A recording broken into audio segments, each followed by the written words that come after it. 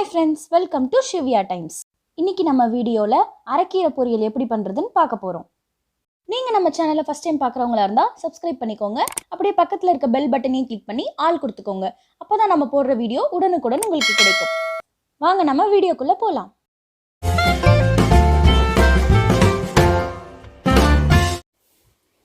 இங்க பாருங்க, இதுதான் நம்மளோட கனவு தோட்டம். இந்த தோட்டத்துல எவ்வளோ அழகா அரைக்கீரை முளைச்சிருக்கு பாருங்க. இப்போ நாம இதை பறிச்சுட்டு போய் ஃப்ரெஷ்ஷா பொரியல் பண்ண போறோம். தோட்டத்துல நிறைய களைகள் இருக்கு, அதனால நம்ம பார்த்து கீரையை மட்டும் பறிச்சுக்கலாம்.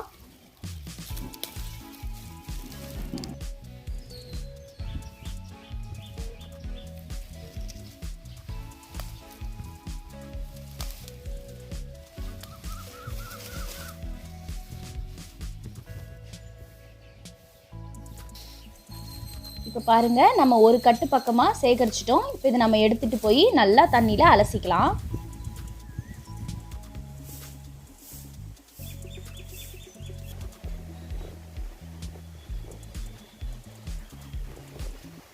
இப்போ நம்ம கீரையை நல்லா அலசிட்டு பொடி பொடியாக அரிஞ்சு வச்சுக்கலாம். 2 காய்ந்த மிளகாய் கிள்ளி வச்சுக்கலாம். ஒரு பெரிய வெங்காயத்தை சின்ன சின்னதாக நறுக்கி வச்சுக்கலாம். 1/2 மூடி தேங்காவை துருவி வச்சுக்கலாம். இப்போ நம்ம அடுப்பில் வானல் வச்சு அதில் 2 டேபிள் ஸ்பூன் கடலெண்ணெய் ஊற்றிக்கலாம். எண்ணெய் காஞ்சதும் அதில் கடுகு போட்டுக்கலாம். கடுகு வெடித்ததும் அதில் கொஞ்சமாக கடலைப்பருப்பு சேர்த்துக்கலாம். கடலைப்பருப்பு கொஞ்சம் நேரம் செவக்கட்டும்.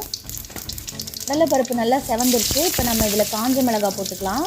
வெங்காயம் சேர்த்துக்கலாம். வெங்காயம் சேர்த்துட்டு நல்லா கிளறி விட்டுக்கலாம்.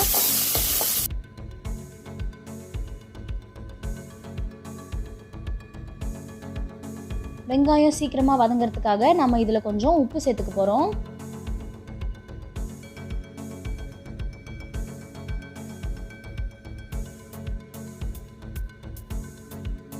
இப்போ வெங்காயம் நல்லா வதங்கிருச்சு. இப்போ நம்ம நறுக்கி வச்சிருக்க கீரையை சேர்த்துக்க போகிறோம்.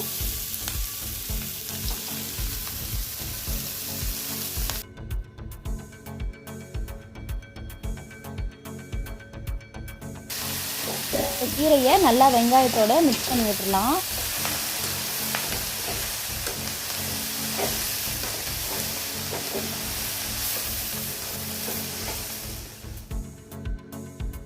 கீரை வேகிறதுக்காக நம்ம தண்ணியெல்லாம் தெளிக்க தேவையில்லை, ஏன்னா கீரையிலேருந்தே தண்ணி வரும். அந்த தண்ணியே போதும் கீரை வேகிறதுக்கு.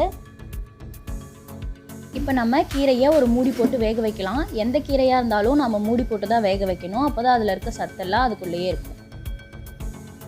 கீரை அடிப்பிடிக்காமல் இருக்கிறதுக்கு நம்ம அப்பப்போ மூடியை திறந்து பார்த்து கிளறி விட்டுடலாம்.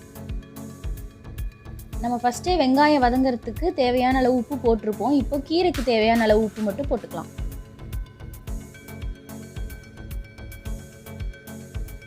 இப்போ பாருங்க, கீரை நல்லா வெந்துருச்சு. இப்போ நம்ம இதில் துருவி வச்சிருக்க தேங்காவை சேர்த்துக்கலாம்.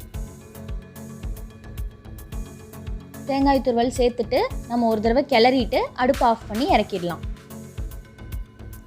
இந்த கீரை நம்மளோட தோட்டத்திலேயே விளைவிச்சதால ரசாயன உரம் எதுவுமே போடலை. இயற்கை முறையில் விளைந்த இந்த சத்தான கீரையை நீங்களும் வீட்டில் ட்ரை பண்ணி பாருங்கள். இந்த வீடியோ உங்களுக்கு பிடிச்சிருந்ததுன்னா லைக் பண்ணுங்கள், ஷேர் பண்ணுங்கள், மறக்காமல் நம்ம சேனலுக்கு சப்ஸ்கிரைப் பண்ணுங்கள்.